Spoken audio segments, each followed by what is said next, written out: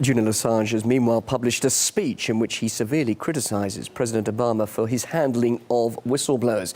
The WikiLeaks founder believes that Obama ultimately betrayed his promises of hope and change. He also criticises the US president for going after whistleblowers and lacking transparency while playing judge, jury and executioner by doing whatever he wants across the world. Well, for more about the fate of Snowden, let's now talk to Eric Draitser. He's a geopolitical analyst and founder of the website stopimperialism.com.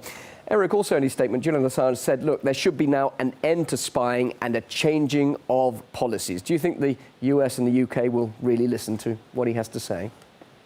Well, of course not. That's a cruel joke, because as we know, the United States, the UK, and the other powers in the West have spent billions upon billions of dollars creating the infrastructure of a surveillance state. As you well know, the United Kingdom is perhaps the most surveilled country anywhere in the world, and citizens of that country understand that anywhere they go, their movements are tracked, their movements are seen. We see the same thing happening in the United States, particularly in the large cities like New York, Chicago, and elsewhere.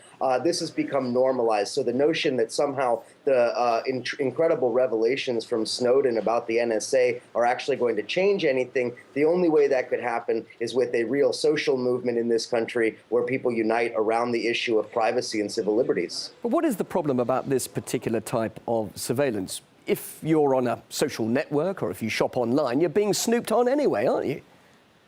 Yes, except that what this is not only is it happening in secret and there's no way to really combat it if you're the victim of it, but it is an entirely coordinated surveillance grid, so that anything that you do, aside from social media, purchases you make, phone calls you make, who you know, who's in your email contacts, and so forth, all of that goes to create what could be called a profile. So essentially nothing you can do, even if it's outside of the surveillance system, is secret anymore. And beyond that, what we see is that this is all taking place outside of a legal framework. You noted in the introduction there that the question of espionage has been raised when nobody can actually demonstrate that Edward Snowden provided material support or aid and comfort to an enemy of the United States, unless, of course, the authorities in the U.S. consider U.S. citizens to be enemies of the state. But Eric, all this is about surely keeping us safe from terrorist attacks. So the security services have got to do something, haven't they?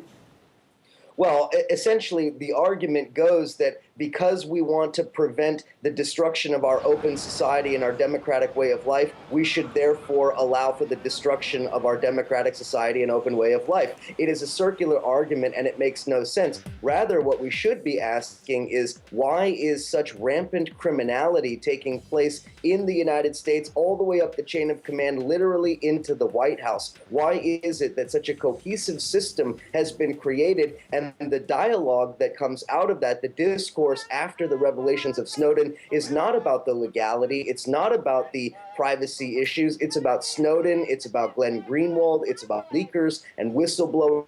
This is misdirection and a distortion of the reality of the situation. The reality is that the United States and the UK and its various partners have evolved into surveillance states, and it's not a very great leap into a full-blown fascist police state. Just very briefly and finally, we saw plenty of, and we are seeing plenty of diplomatic tension over the Assange case. What about China? Will they hand this man over to Washington to avoid any diplomatic problems? Well, it's impossible to say. I mean, diplomatic problems could arise, but we also know that Glenn Greenwald, along with Snowden, have not released all of the information. It's entirely possible that they're holding something back to use as leverage, particularly in that situation. And I would also just like to add that those people who are demonizing Snowden, who are finding conspiracy theories within this, they are the ones who are, in fact, tacitly supporting the police state, the NSA, and the government. Eric, thanks a lot. Good to hear your comments there. Eric Draitser there, live here on RT. Thank you.